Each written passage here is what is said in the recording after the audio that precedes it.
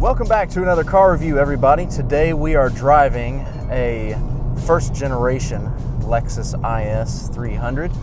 This particular car is a 2003. Of course, this car features the world famous 3-liter inline 6 known as the 2JZ. But unlike the Supra, this engine is not turbocharged.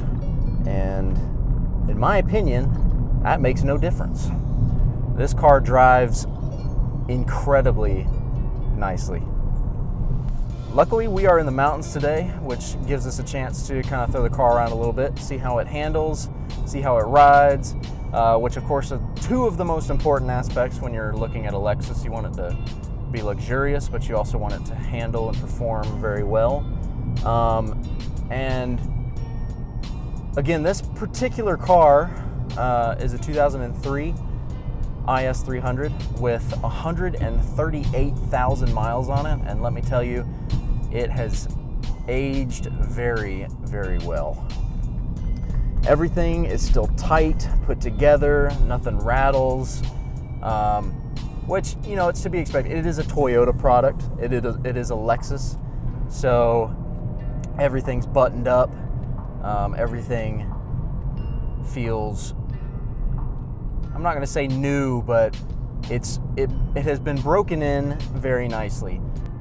And that can probably be attributed to the fact that this is a one-owner car, and the first 130,000 miles or so were put on this car by an 80-year-old woman. So it has not been abused. It has been loved, taken care of for the entirety of its life. But I'm really excited to be driving this car today because it is kind of from that golden age of Toyota, really that golden age of Japanese cars in general, when all the new technology was coming out. And I mean, if you look at all the 90s and early 2000s JDM cars, I mean, there's hardly one of them that is a bad egg, you know? All of them are just so great, and this car is absolutely to be included in that list of all-time great JDM cars. So this 3-liter inline 6, the 2JZ, because it is not turbocharged, this makes 215 horsepower and 218 pound-feet of torque, which in a car that weighs 3,200 pounds and has such a nice weight distribution, it does not need much more than that. It gives you a really great driving experience, and this car was obviously built to rival the BMW 3 Series, and I've driven several 3 Series, and I have got to say, especially at this age, this car feels better than those. But it's likely that those of you watching are either Lexus fans or are interested in actually buying an IS300. And if you're looking to buy, you're of course curious about what the price is. So new, these cars sticker around $29,000 base, and this car in particular stickered right around $32,000.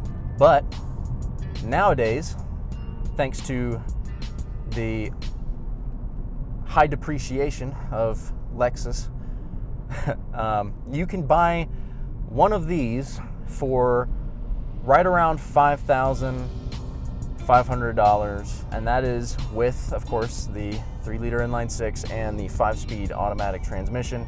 Now, if you're looking for a manual, that is going to set the bar quite a bit higher because those cars are so much more rare. For example, in 2003, there were just a hair over 11,000 IS300s made with the automatic transmission and only 2,600 made with the manual. So if you're looking for a manual, good luck. It's going to be tough to find in the first place, and it's also going to be, I mean, you could even be looking at double the cost of the automatic just because they're so sought after. aside from price, obviously because it is a four-door sedan, it is a rather practical car. You've got quite a bit of space in the trunk.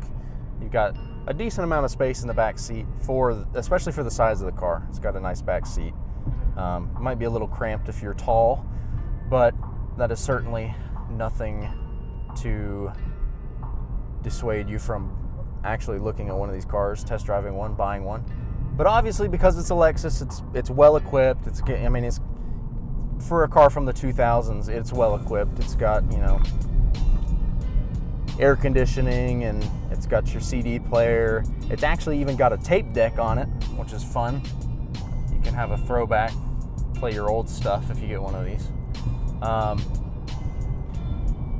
But I mean, it's not that surprising to me that this car is so nice to drive, and that it's so put together, and that it's so well equipped, and that it's so fun to drive, because it's a Lexus, and that's kind of what you expect from a Lexus. And really, if it was any other way, then I would have been surprised. But I would say I'm pleasantly surprised by how nice this car is, but I kind of expected it to be. So it's just refreshing for a car that's 17 years old to be this nice to drive. And I think that's the best way of summing it up. It's great value, and it's so much fun. And with that, we will sign off, and I will see you all on the next review. As always, take it easy.